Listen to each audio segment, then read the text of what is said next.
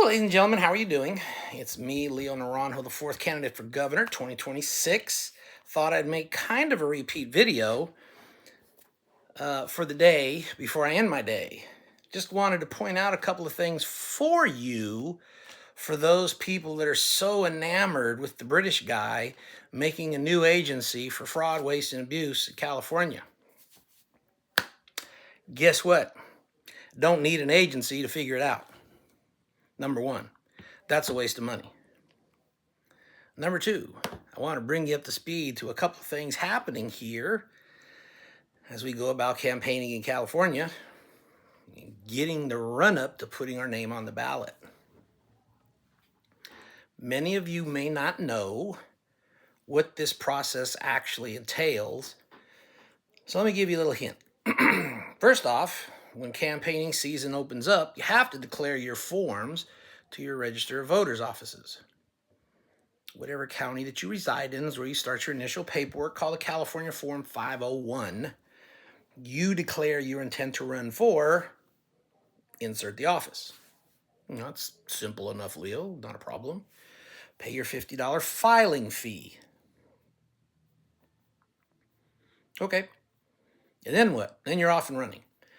You have to go about talking with the feds, getting an EIN number, so you can get a tax number for them. And then you have to get a Fair Practice Political Commission number, the FPPC number, that candidates must have to run in order to acquire funding and everything else like that. Makes it look a little bit more official. And there you go. That's how you start. Now, as the process winds into it, you have the dates, some of which are coming up now. By the 4th of February, you have to acquire roughly 6,000 signatures on another form so that you can get your name on the ballot. 65 is the minimum. Now, for every signature you get, the county pays you back about 83 cents on average. That's what the numbers I crunched were. 83 cents an average. It's kind of like your bounty that you get paid for getting signatures. So if you can acquire all 6,000, you don't have to pay the filing fee to get on the ballot.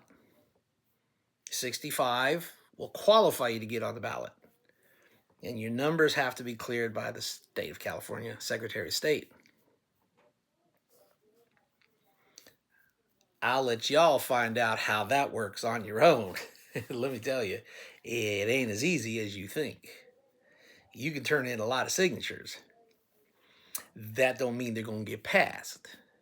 Big difference. What you got and what they clear can be a whole huge difference. But I digress. So you get your minimum. We'll work with the minimum. Get your minimum 65 cleared signatures from the Secretary of State. You go forward and voila. You have to pay a $4,900 fee. Plus or minus depending on the numbers that you get for your signatures. A fee. Interesting. Now we move forward because you have to come back.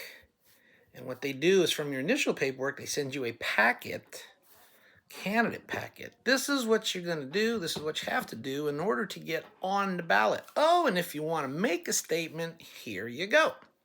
You can make a 250-word statement. 250 words. Restrictions on what you can say, how you can say it. You get a free picture. I think they told me that. You get a free photo. Make sure you look good. Look all prime and primple. But to get that 250-word statement on there, you have to come up with $25 a word, which equates to somewhere in the vicinity of $6,250, $6,950. Let me get my handy-dandy little calculator out, and I will let you know. 250 times 25 is, let's clear that first off. 250 times 25 is $6,250 for you to get a candidate statement on the ballot. $10,000, almost $11,000 to get on the California ballot. Ladies and gentlemen, that's a lot of money. Not for a rich person. It's probably pocket lint. Average grassroots person, that's a lot of money, yes. But here's my question overall. What exactly is that filing fee for? What does it do? And where does it go? Now, I've gotten into a conversation with somebody about this. Leave who out? Well, Leo, you don't understand. They need to buy the paperwork for you. You have to get the goodies to put your name on the ballot. No, that's not going to fly with me. That's why these groups and these agencies have budgets for supplies, for the paper. They already get paid to buy all the material. Oh, well, Leo, that's easy.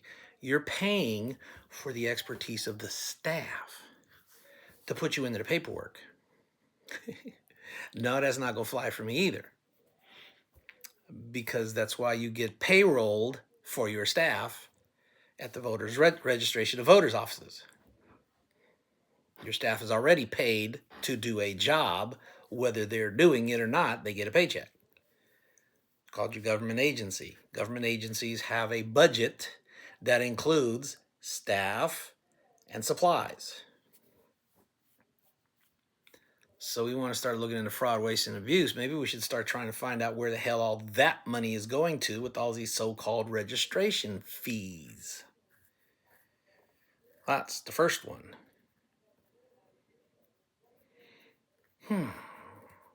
Now, for you folks out there that are real hot and bothered about Prop 50, because, there's a lawsuit going on with Prop 50. That's very interesting. Lawsuit about Prop 50.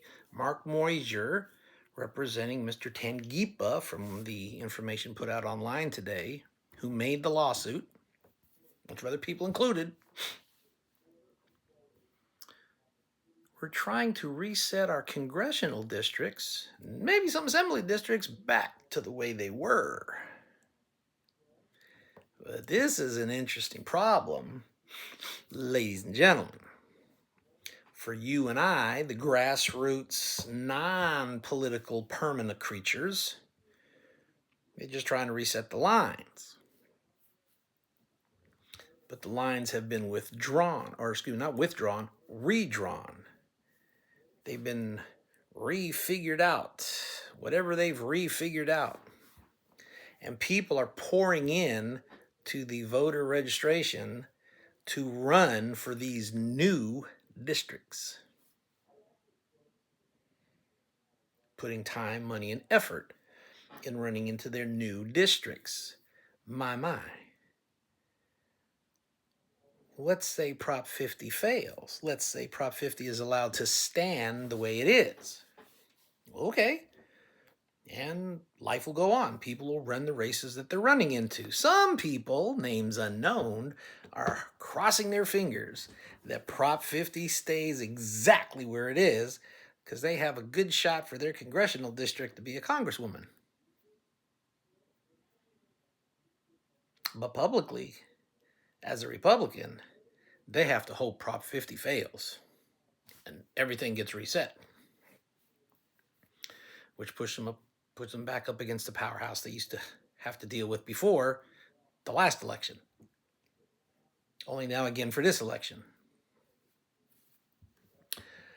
So you have some Republicans out there that are championing Prop 50 to get overturned officially, who may be quietly praying that it doesn't.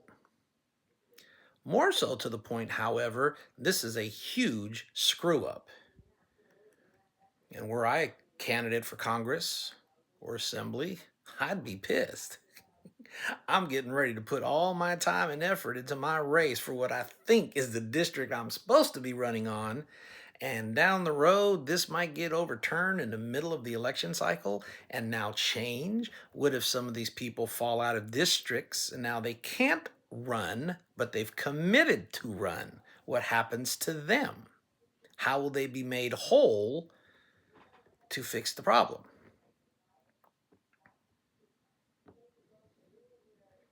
There are going to be some interesting ramifications over this Prop 50 thing. Oh, I imagine there will be some more lawsuits over this Prop 50 thing. Because you got people that are getting ready after the 4th of February, they got to have paperwork in due. And they need to start campaigning and championing their positions so they can make the ballots. And that's due in another month, in the month of March. I think it's the 9th, 6th or the 9th, close to that date. So as you can tell, there's only about a month and a half for all of this to get pushed through. The first thing that has to happen is that challenge by the courts to the state, which is due by the 31st of January, which is weekend. So they may get either due by Friday or due by the following Monday, because courts aren't open on Sundays, not that I'm aware of. Special circumstances, maybe, overtime, possibly. But let's go on the premise of what if and play that game a little bit. What if Prop 50 does get overturned and everything gets reset? Some people are going to be out of races. Some people are going to be unable to complete their race or conclude their race. Some folks will be happy, some folks won't. Some folks might be pissed. How do you make them whole? Let's see it gets fixed before deadlines and cutoffs. Well, should be no problem. Just do what you're doing. But still, you have people who are campaigning on current lines that have been drawn because of Prop 50. And they're out there championing the bit right now. Well, that's a hell of a thing to put money into a candidate that you find out can't run. So how do you get your money back from that candidate? Can you even get your money back from that candidate? What if the money has already been spent on campaigning material that is no longer valid? Ooh, that's ugly. You're pushed into the old forms, the old ways, the old numbers and areas and everything else like that. Ooh, that's going to really be funny.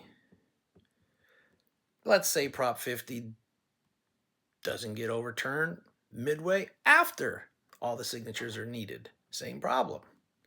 But now you've invested time and effort into campaigning in districts that have been made under Prop 50 that have been overturned if Prop 50 gets overturned after all our filing dates. Same question. How do you get money back? How do you get the time back? How do you make whole a person who has campaigned in a district that possibly can no longer exist? That's going to be problematic. That's going to be really horrendous for California in the next few months. Something to watch out for. And then we have those people out there championing and chomping at the bit for voter ID. Voter ID. Voter ID. Gotta have voter ID. We can't do anything in California without voter ID. Let's make this election process good and get voter ID. Voter ID is on the ballot. Has nothing to do with this election. That's going to be for the next elections. There's that little thing again about worrying about 2028. We haven't even figured out what the hell we're going to do in 2026. But I digress. Voter ID. Noble concept. Rational. Like I said earlier on one of my videos, I don't know if people are aware that the Secretary of State has a little program called Register at 16 for 18. You can register as a child, not a child. You can register as a teenager at 16 years of age. At 17 years of age, you can register to vote in the state of California through the Secretary of State.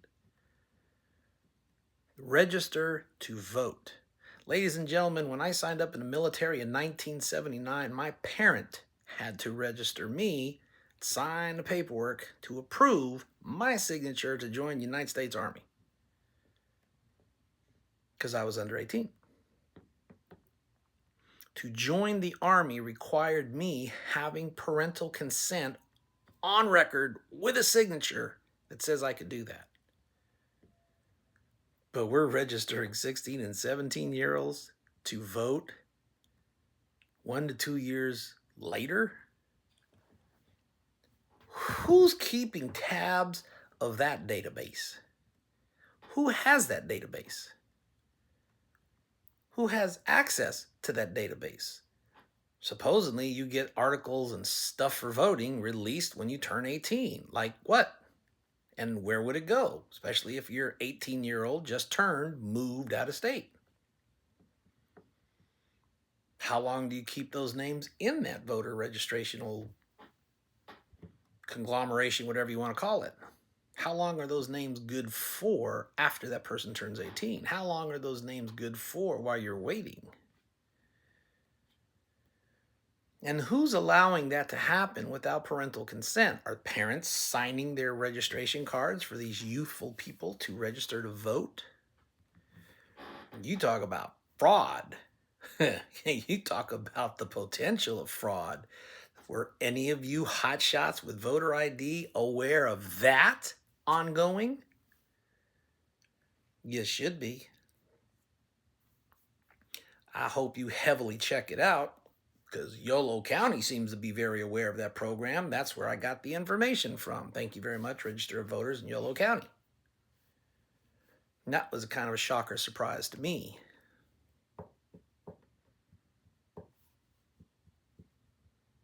So when we're playing the game here about fraud, waste, and abuse,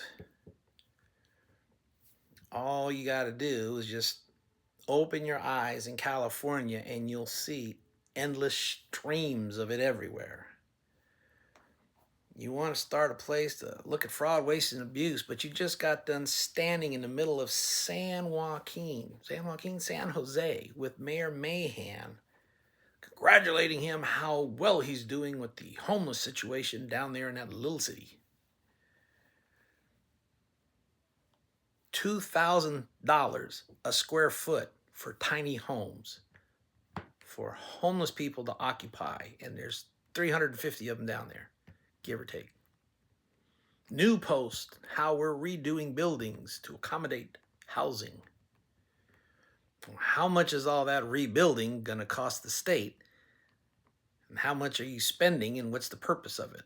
Housing for regular people? Housing for homeless people? Combination of the two? Are you allowing people to actually take a tour with your gem of your city, sir, Mr. Mahan? I put the call out to you to have a visit. Or is this the propaganda piece where you only allow Mr. Hilton to show up so that you can say you got bipartisan activity?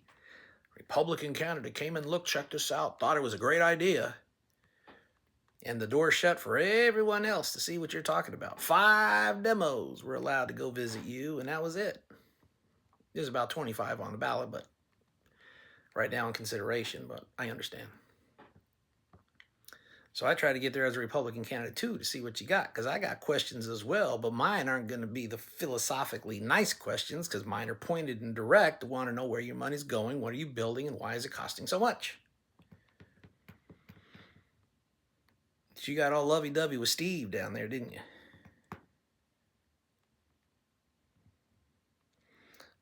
For those of you in the weak need department, let me kind of brief you on how life really works. Change sometimes has to be a little confrontational. You don't get change by making nice 24/7. You don't like a candidate that's a little too controversial, then you prefer the pro-life guy. For people who claim it's all about, you claim pro-life, but you're okay with the guy who's running pro-choice. Suddenly we've changed on our stance. You don't like the controversial candidate, but you're demanding change in government. And how are you going to do that when the Dems own 90% of it? Tea and crumpets won't get you anywhere. So please think about what it is you're asking for and why you're not supporting certain candidates. 1 Samuel 16.7. 1 Samuel chapter 16, verse 7. That should give you an idea. Other than that, the only thing that gentleman has on me is he's on TV often. but he has no knowledge of U.S. government. He has zero knowledge of unions in our country. Never held the United States top secret clearance for any length of time issued by our government. I've never been a dual citizen. He has. Maybe still is. That's okay too? Yeah. We are selling our souls just to get that chair. And if somebody can convince me how they figured out Swalwell and Porter are the top two candidates for the Democrats when they've got about 12 top candidates that are Democrats, I'd like to really know that one, because conventional wisdom says Swalwell is a resident of the East Coast, not of this coast. Unless that's getting ready to fall through and be a non-factor. But why is it?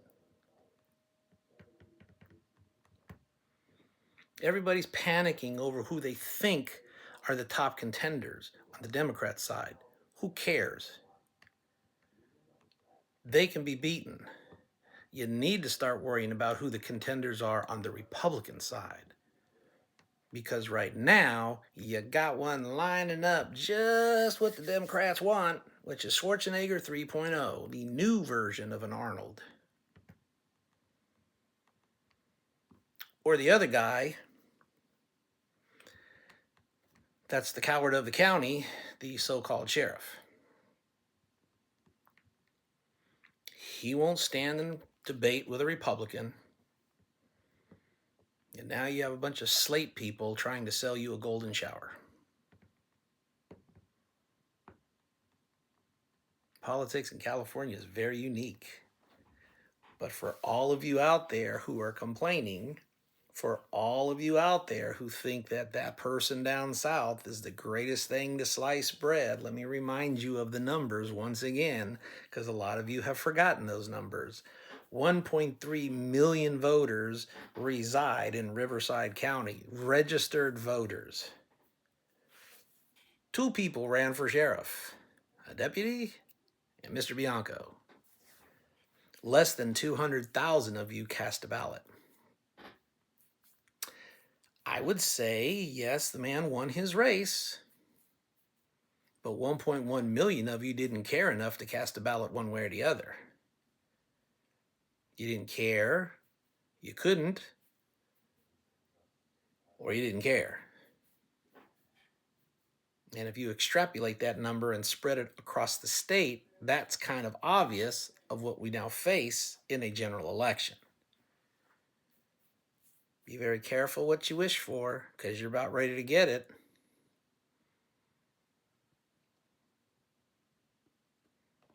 We're still plugging away. We're still going to go after things that we need to go after. We're still going to hammer the points as far as the fraud, waste, and abuse in this state, where its ugly head is reared, along with some other complications and problems. ICE being on the top of the ticket today. Some interesting numbers getting tossed around for the homeless situation. You're not hearing a whole hell of a lot about that driver's license problem anymore, are you? That kind of fell by the wayside. What about that train to nowhere? Kind of fell by the wayside too. This is amazing how suddenly we went from Spencer Pratt running for mayor to silence. Palisades, burnt up, still burnt up, silence. It's not the Templar, the talking point of the moment. That's why you don't hear anything. But that shouldn't shock you, because in a couple of months, we're not going to be hearing about anything dealing with Southern California other than it's sunny and it's springtime. And if the rains start hitting, we're going to hear about the mud rolling down the burnt out hills to wash away whatever's left that the fires didn't consume. That's what we're going to hear in the cycle of California. A lot of rah-rahs about the Republican Party down south. God bless you people. Some of you are probably doing what you need to do. Many others, however, are not.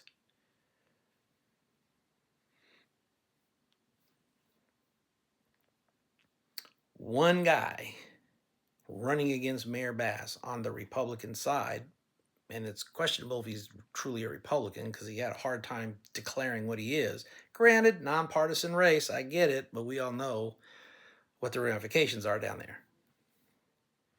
What happened, Los Angeles? Where is your so-called pull and influence. Making a lot of noise about what you want us to do while you're not doing jack diddly down south. You guys seem to be the voting pool and the influential pool, but you don't seem to be able to influence jack in your area. Just making a point.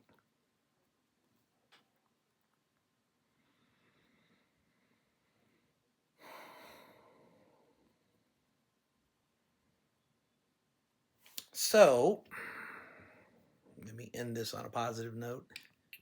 A lot of nasty weather happening in the middle of our country. Nasty weather. Snowy, harsh weather. Get it out of your system now. Make sure it goes away. We have signatures that are due by the 4th of February. Candidate statements have to be due by the 11th of February. Well, that's not good. They can't release the paperwork for the candidates until the 9th of February. Well, that's not good either, but that's fine. There's other things we can do. Checks have to be written, payments have to be made, signatures have to be verified before the field of 78 candidates gets whittled down really, really fast.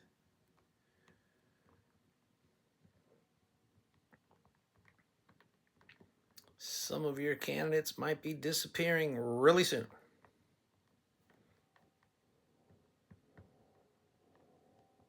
For you Republicans out there, I wonder if you're still championing the new no party preference candidate, or if you're going to move off him and find somebody else to vote for. Don't know. If your governor candidate drops and wants to run for treasurer suddenly,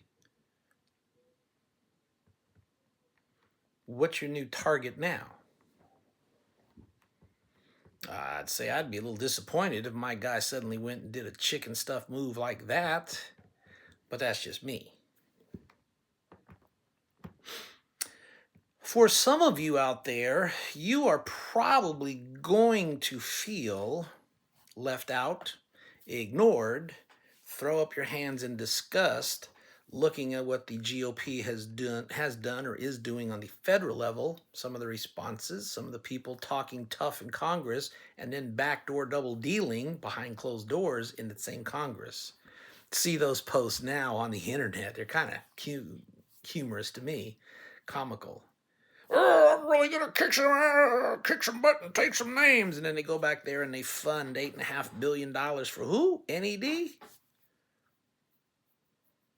You know who you are.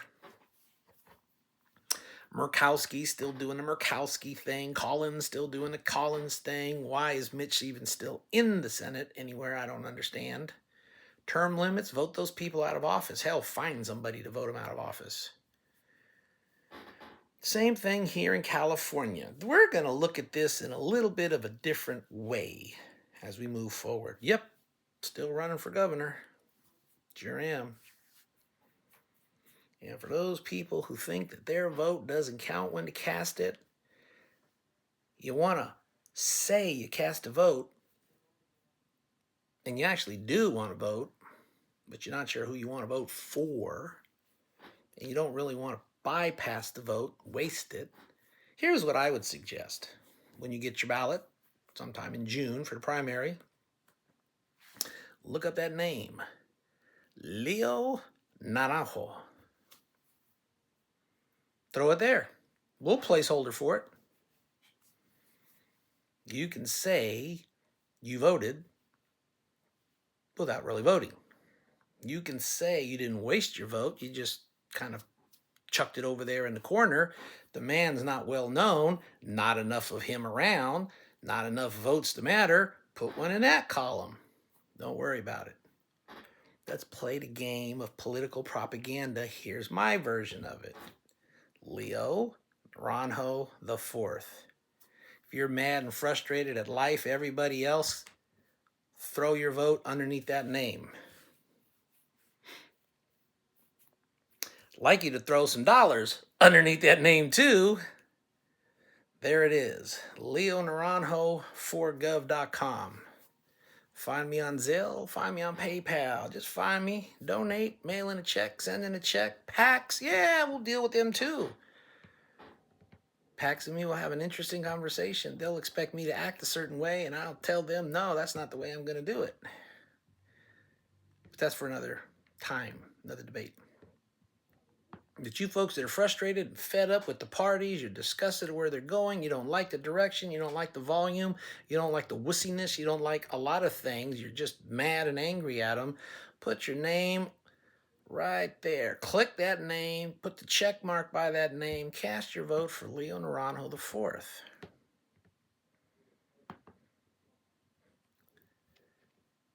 Look at it like the moment where you can just tell the establishment to get bent. Here's your opportunity to hit a grassroots candidate who pretty much says what he means and means what he says. First and foremost, I'm running for the citizens of this state. I didn't say the citizens of foreign nations like Mr. Bianco is leaning towards or Mr. Hilton pretends about. I said the citizens of this state. Very clear what that means. If you're not a citizen, I'm not representing you. Matter of fact, you should not be here. And if anything, you should be on your way out of here. These people freaking out about women and transgender movement and everything else made that very clear too. We're going to fix women's sports. We're going to fix that college educational group that doesn't understand what a woman is compared to what a man is. We're going to have some re-education. For you weak-kneed people out there, what does that mean? We're going to be a little confrontational so that they can understand the concept. It's not going to be a long conversation because it's going to be a simple concept to understand. Go along or be fired. That simple.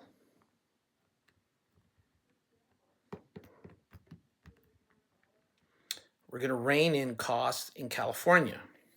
My goal, cut costs by 50%, but I'm also going to be cutting spending a similar amount. Unlike these people giving you promises of dropping all taxes, all forms of money and resources coming into the state. That's great. We're going to do away with property tax. Well, that's an awesome campaign speech. Now, when you actually try and do it, my thing is who's going to pay the bills and where's that money going to come from? Because you haven't done jack to slow that down. And Mr. Bianco, I'm talking specifically about you. I will forewarn you on this. I'm not going to be talking about you much longer because you are exactly the person that I'm saying you are right now. Coward in a uniform with a badge and a gun. That's it.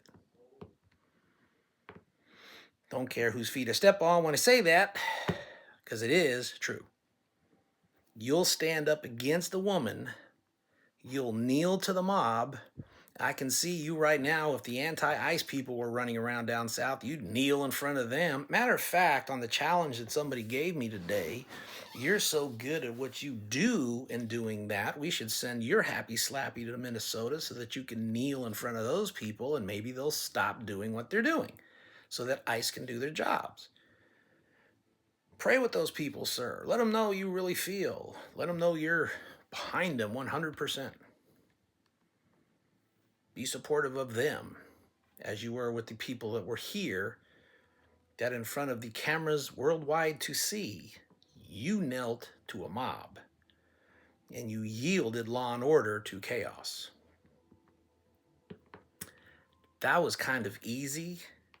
So you can imagine how much easier it's going to be when you get rolled by the unions, how fast you drop to that knee. That's my take.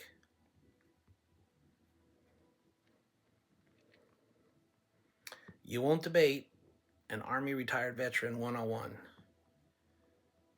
Who are you going to debate? You already tried with Mr. Thurman, and he embarrassed you.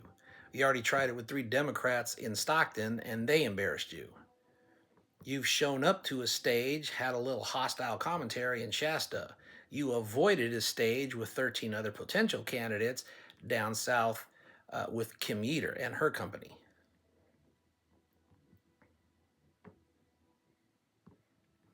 Went into a forum, California Patriots Group, but you made sure certain people were blocked out from going in there with you to make a couple of challenges or to make a couple of commentaries. You're very edgy when it comes to protecting people's image of you. I get it.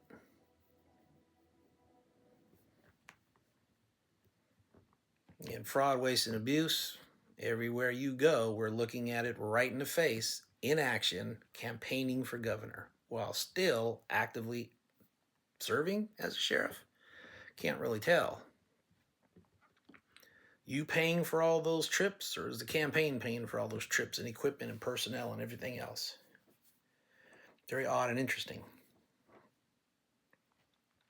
So the pundits are telling me, sir, that you are never going to sit down with me to do a campaign. I just like everybody to understand that concept. Your guy is afraid of a grassroots 36-year veteran of the feds, of the county, of the state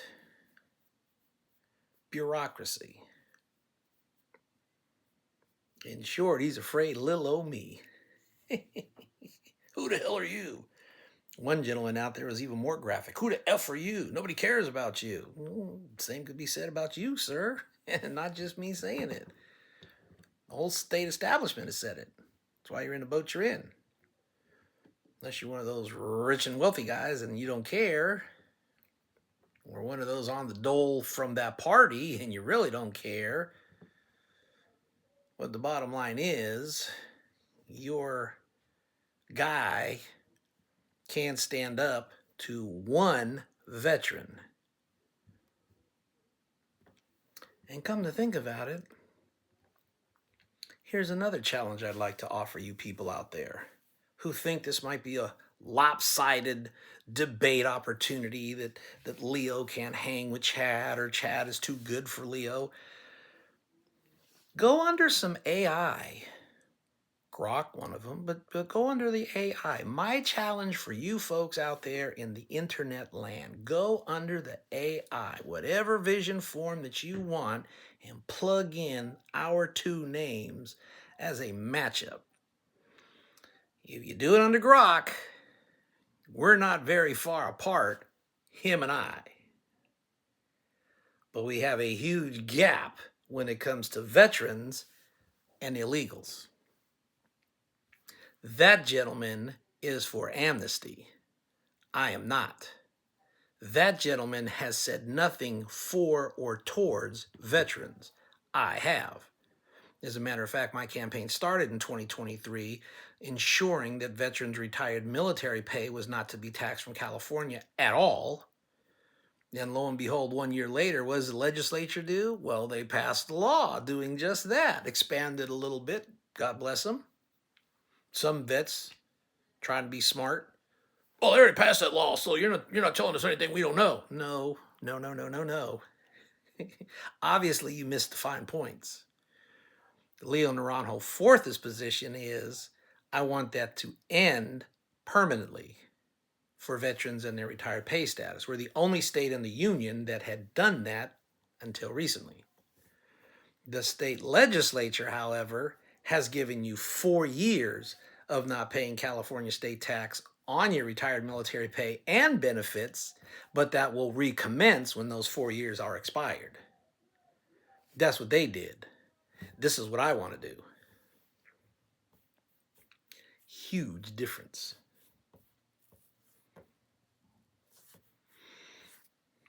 I want to find out what the hell the feds want from our DMV so that we can get our act together and stop issuing out illegal driver's licenses and clean up the voter rolls that seem to be associated with that program as well, starting with the removal of the DMV boss and some of his or her underlings and some of those supervisors, until we get the right people in position to do the job that's needed to get done correctly.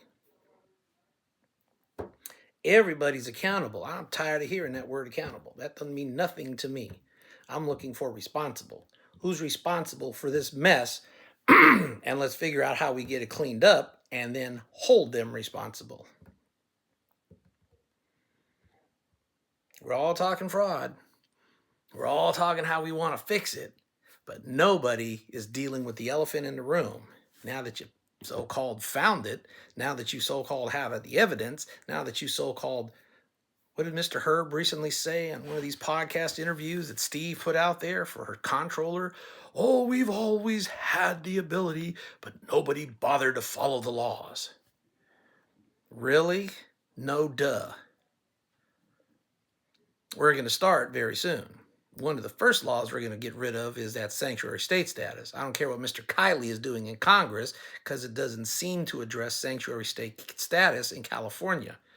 How that even passed in the United States of America is beyond me. Why nobody in Congress has stripped that status from every state embracing it is beyond me. We're not a sovereign nation. We don't make our own rules and tell the government to go F themselves. We're going to do what we want to do because we're California and we're special. Since when? Hey, let's wind it all the way back to the 1870s. We want to be that stupid with that concept and make our own laws. I believe those people tried. And 4 years later, they got brought on board to understand the concept. We're the United States of America, not separate individual states thinking that we're separate individual nations. Minnesota still hasn't understood that concept, which I don't understand why that game is still being played out. But somebody did post something I saw, which I thought was quite extraordinary, actually. Extraordinary because they broke down what it is, but really disgusting because of how they broke it down and explained it. Well, it's probably factual, no doubt about that, but the implications are astounding.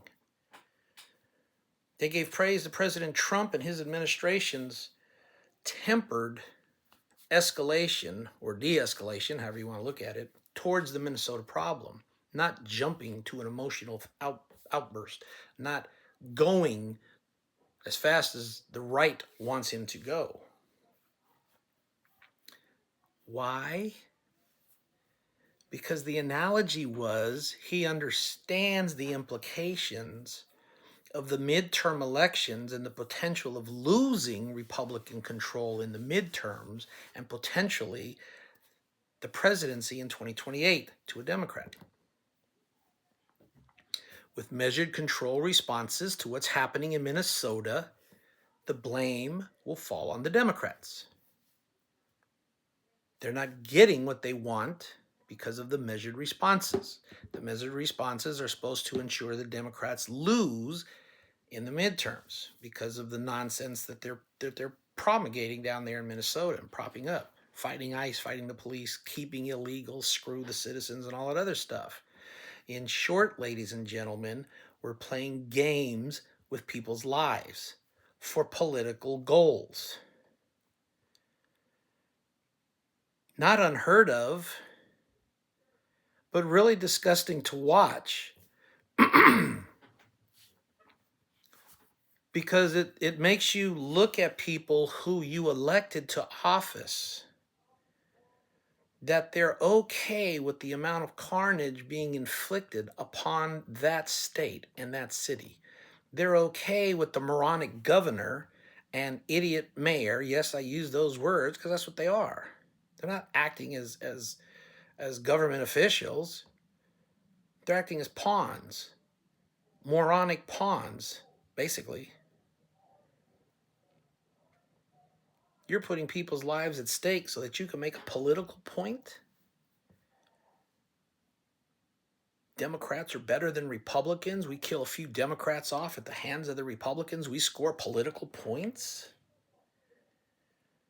Republicans, we're not going there in the middle of the night to drag Waltz and that idiot Fryer, the mayor of Minnesota, out of their beds and arrest them for sedition because we're trying to prove it's the Democrats' fault. So we're going to allow our law enforcement agencies to continue to be in danger so that we can win the midterms? This has gotten out of control, folks. If we're actually going down to that level of moronacy, of lunacy,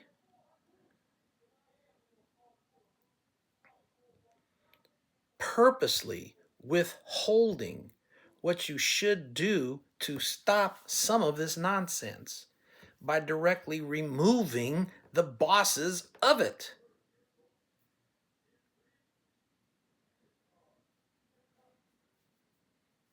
Fry should have already been arrested. Walt should have already been arrested. You want to make it a splash? Go in there with the marshals and get them out of their offices. Hey, put that on camera. If you want to be a little bit more tactful, take them out of their homes. Bust in the middle of the night. But the point is, they're going to be arrested and they're going to be charged and they're going to be taken out of the positions that they're in. Let the political ramifications fall where they may. If the law is on your side, exercise it.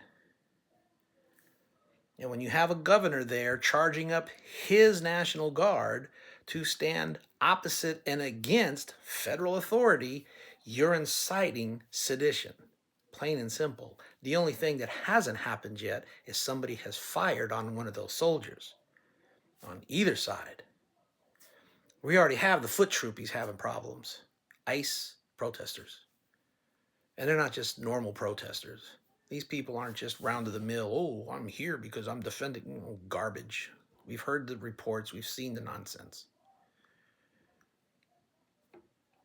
Everybody knows who's paying for all this, but nobody seems to know who's paying for all this. Well, who the hell is paying for all this? How did all this stuff suddenly show up prior to them even getting there? Somebody coordinated, somebody led, somebody financed, somebody knows. If you can spot a license from the sky, hundreds of miles up in the air, you know exactly what you did on any given day from your phone bill to your credit card. We know exactly who picked what number across the United States of America for Powerball victory. You mean to tell me nobody knows where all this money is coming from for these protesters? That's the biggest crock of crap I've ever heard.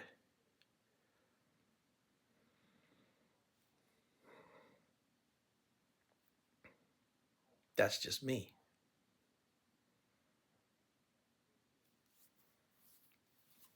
Thankfully, that nonsense hasn't hit California yet. Oh, but I'm sure it will.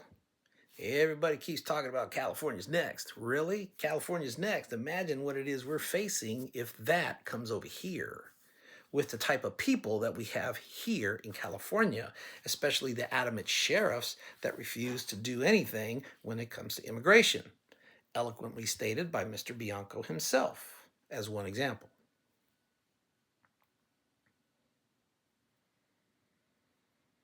I would say test that theory on the law.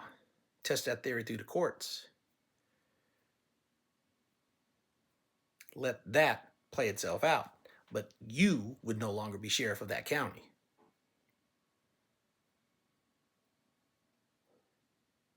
Almost like you're aiding and abetting, harboring, and protecting. And again, allegedly, it seems like you're trafficking. Because those people can move in and out of your county and go across the Americas. They may not be criminals today, but who's to say they're not going to be criminals tomorrow? And even if they are, what would you do if you had them in your jail? Because from the last thing I heard and read from you, sir, is you're not going to cooperate with ICE, period. Amnesty seems to be your thought process. Because most of your county is a lot of illegal, unauthorized persons from other nations residing in your county. Allegedly.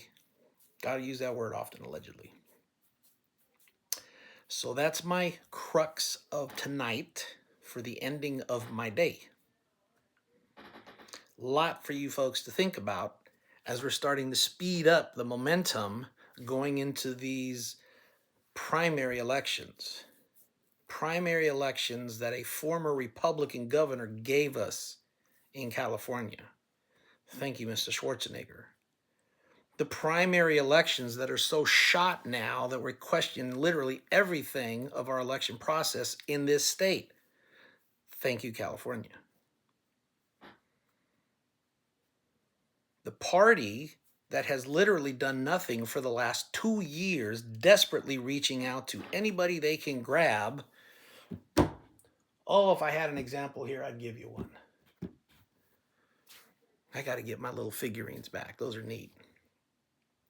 They're just trying to get a name and throw it into the mix so they can say they ran against a Democrat on the assembly ticket, legislature ticket, Senate ticket, council ticket, mayor ticket, whatever it is. I just need a Republican to stand there and say, I'm running so that they can say they challenge the Democrats. We need 60 people, no matter who they are. Desperation? What have you been doing the last 3 years? Oh, that's right. Oh, I forgot. You've been telling me the 2026 elections don't matter. They're too far out down the road and you don't care to deal with it right now. Well, now we're here and all of your asses are collectively caught flat-footed. Desperation in Sacramento, seen them. Desperation through Carl DeMaio, seen him. Check those emails out if you're on his mailing list. We desperately need 60 people to challenge the Democrats. What were you doing before? Preparing somebody? No, you weren't doing jack diddly. You're having your tea and crumpets, enjoying life, caring about your lives and leisure moments, and not doing anything. That's why you're caught flat-footed, is because it was proven you're not really into helping California, as you are content with being mediocre and in last place because you could fundraise forever in last place.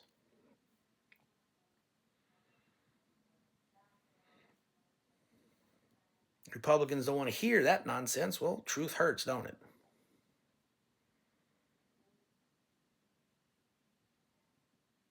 If you had a game plan, you would probably have people that are decent running in those seats that are now vacant, over 60 of them, instead of this pell-mell, we need somebody to do something somewhere now.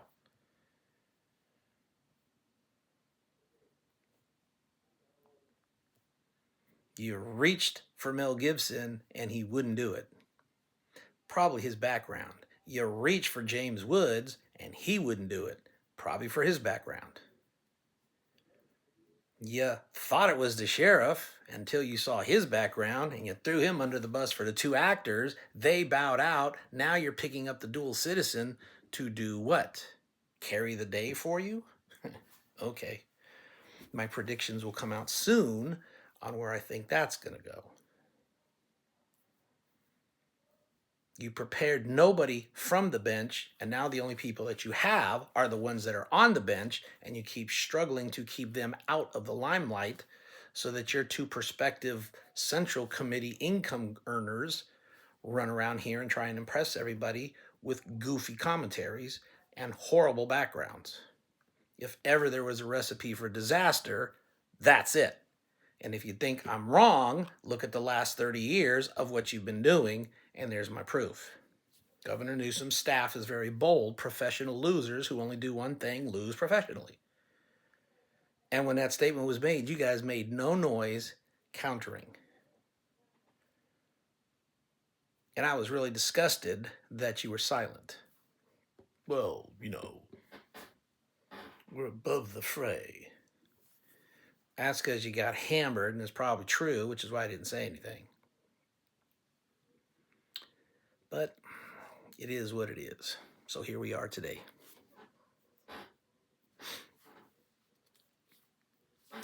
Got 2 weeks to turn in paperwork. Paperwork will be there.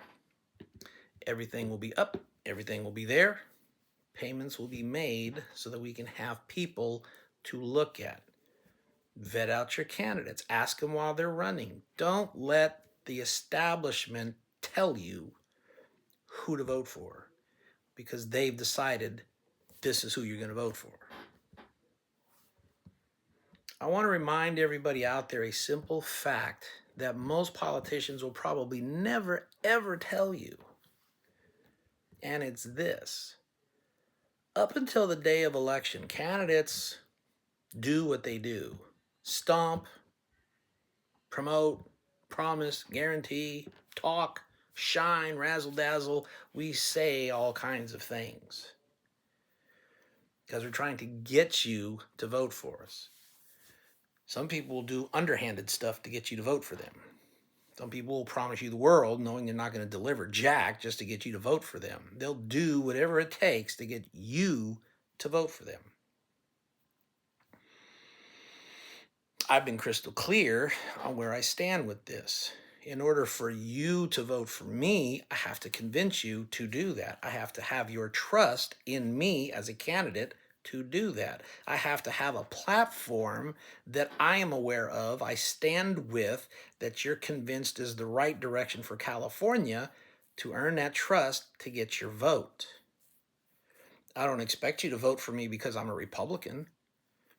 I don't expect you to vote for me because I'm a personality on TV. I'm uber rich. I'm uber influential. I'm all kinds of uber everything else other than that, other than I'm just a person looking to earn your vote. Keyword earn. It's so simplistic, folks. You miss the forest for the trees. Have to earn your vote, which means I have to be sincere, dedicated, and convinced in what I'm saying to you for you to be convinced the right choice is to vote for me.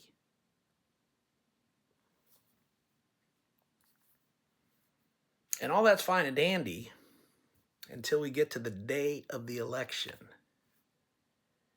And what does that mean, the day of the election, Leo? What are you insinuating? The day of the election? Oh, that's a special day. And I'm just going to pick a day. November 5th, November 6th. Just pick a date, depending on when it falls. Election day. Candidates become nobodies. We are no longer a factor of contention. Why? I don't care how rich you are. I don't care how famous you are. I don't care how many TV spots you've gotten. I don't care how many times you've been on Fox News doing whatever it is that you do. Candidates have one vote that they cast. And unless you're sick for yourself, that's it. One vote. We are only worth one vote. The richest man in the world can only cast one vote. The poorest man, one vote. What does Steve, what does Chad, what is Zachy, what is Herms, what is Anche, what is Leo Naranjo, what are all those people worth individually in the voting booth? One vote. No promises, no money, nothing else changes. One vote is all we're good for. We are non-factors.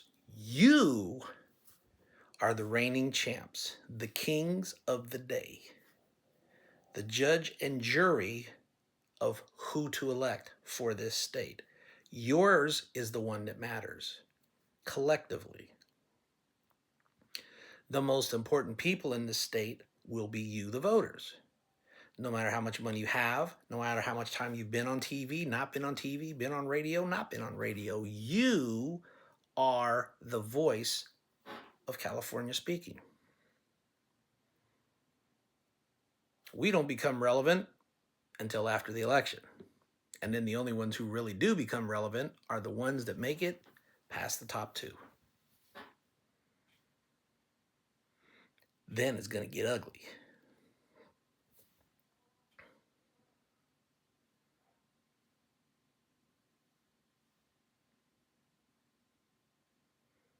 If you're disgusted by everything and anything, you want to throw in a ballot, but you're not sure where, here you go. Throw that ballot in right there. I'll use your own words. Who are you, Leo? You're a nobody. Then don't worry about it. Cast your vote for me. Won't matter. Let me give you a little story behind this, why I'm saying this. Because back in high school, kids used to kind of joke, throw pennies down the hallway. What I did is I went after those pennies, picked them up. Folks laughed, thought it was funny. Hey, if you think it's funny, throw some more pennies. And they did. Threw some more pennies. Got a big kick watching me kind of chase them down. Laughed. Oh, look at that idiot. He doesn't know what he's doing. Wait, ran out of pennies. Well, hell, if you ran out of pennies, chuck a couple of nickels down this way. Oh, yeah, that's a good idea. So they started throwing nickels. Thought it was a big joke. Bouncing them off here, bouncing them off there. Watch me struggle to try and get them. Dodge people, trying not to step over me while I'm trying to collect nickels. Ran out of nickels. Hey, toss some dimes. Chuck in a quarter or two. And those guys did it. And pretty soon they stopped laughing. What happened? Well, because they gave me all their money. And I laughed all the way to my locker where I stored it securely. while they were broke because they threw all their dollars at me, pennies, nickels, dimes, and quarters. And I gleefully picked them up, laughing with them. They thought I was laughing because I was a dumbass. No, I'm laughing because you people are idiots throwing your money towards me to pick up, not realizing you're going broke doing it. And I'm enriching myself at your expense. How's that work in the voting sense? Enough folks who are disgusted with everybody vote for this name on the ballot. We will shock the incumbent world in California. That's how that works. You don't want to vote for one of those candidates? Vote this guy right here. You're mad at the system? Vote this guy right here. You're upset at your party? Vote this guy right here. Don't cast your ballot away by not voting. Vote this guy right here. It's only one vote. Doesn't matter, right? Remember that.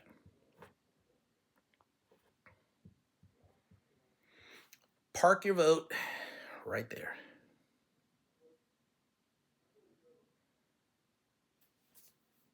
That's what I tell people. And you can, with clear conscience, say, you voted.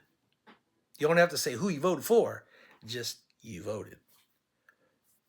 Oh, why did we lose? You voted. I don't know why your guy lose. Maybe your guy wasn't good enough. Maybe your guy didn't promise enough. Maybe your guy wasn't sincere enough. Had a dual citizenship problem. Knelt once too many times. Hasn't knelt. Had a top secret clearance for 14 years. Dealt with 3 or 4 different forms of government: military, county, state, feds. A little bit on city. On overseas experience. One of those gentlemen claims to have it by living in England. Well, I've been overseas for over 10 years in various countries. I got experience there too.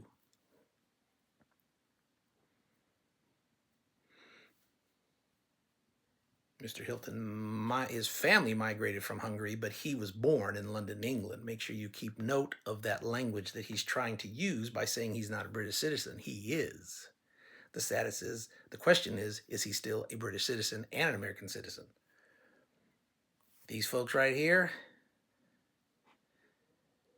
they've not served in Berlin. I have. They weren't standing 100 yards away from the Russian forces at that time, separated by a mere wall, 3 feet thick. I did. Do you know about the East-West German border? I do. Did they know what life was like behind that wall? I saw. Drove through it, passed through it, had to deal with it. But we're talking about today, Leo. Yes, we are. We're talking about today.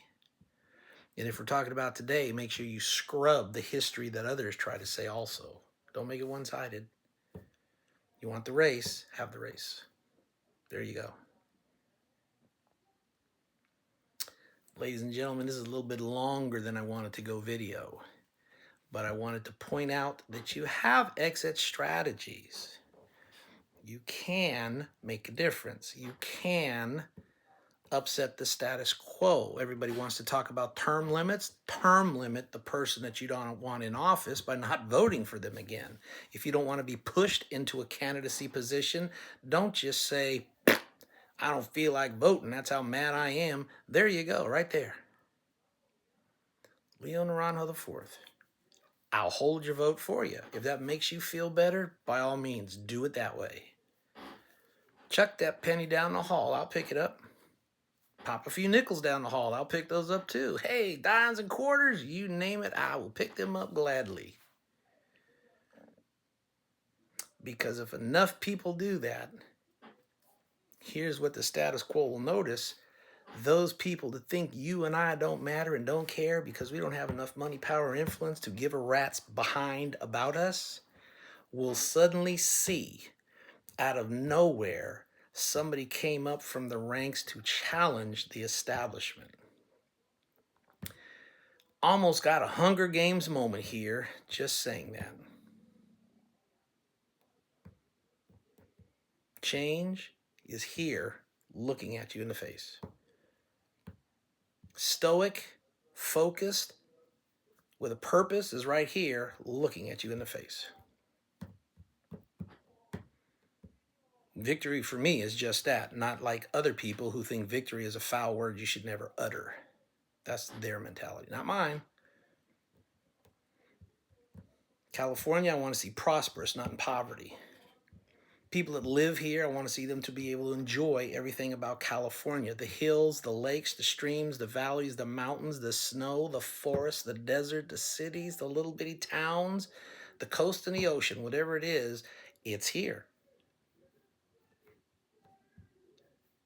Children getting education to dream about what they want to be when they grow up is what I want for those children. What I don't want is to see them struggling to dream of an education being denied them because of the stupidity of politics in our state. I want boys to understand that there's no harm in being a boy, and girls understand that you're not wrong because you're a girl. Boys are boys, girls are girls. It's that simple, people. It doesn't take freaking lawyers and courtrooms to figure it out. My God, if you got to do all that, you're right. Education in California sucks. Because educated people are too stupid to understand the concept of what a boy is and what a girl is and how that relates into sports. Boy sports, girl sports, men's sports, women's sports. What's so hard about that? But we've made it that way for political stupidity.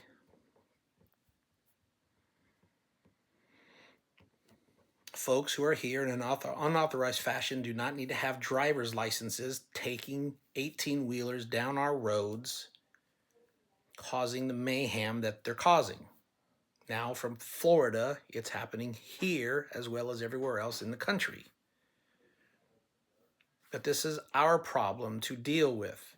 We don't need the feds to dictate to us. I'm asking you for that chance to have that opportunity to fix it. To do that, I have to win. There you go. Chuck that coin my way and we'll get there. I don't care about who's accountable. What I'm looking for is who's responsible and how do we fix it. The person responsible is going to get on board, or the person that's in charge and not doing anything is going to find themselves on the unemployment line. You can go work through EDD and how that system works now. Those people who want to scam this state, I've got some strong advice for you. Get the hell out of it really quick.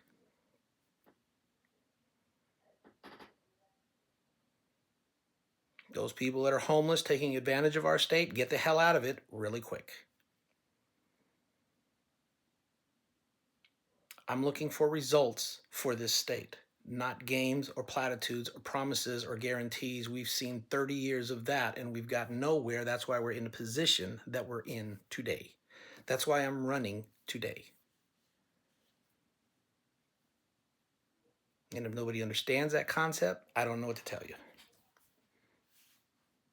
Will I fight hard for this state? I won't sell my soul for it. I'll fight hard, but I'm not going to sell my soul, because if I do that, then who am I? How can I profess that I'm a God-fearing man if I just nilly-willy sold my soul for man's chair in a government on the planet? Christians know what I'm talking about when I say that.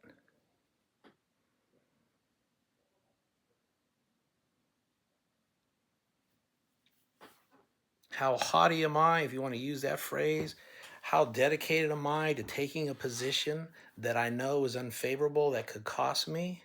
Took a position when I was a young specialist in the military way back when, early in my career, and it cost me a stripe. But I took it, knowing the ramifications. Stood by that decision.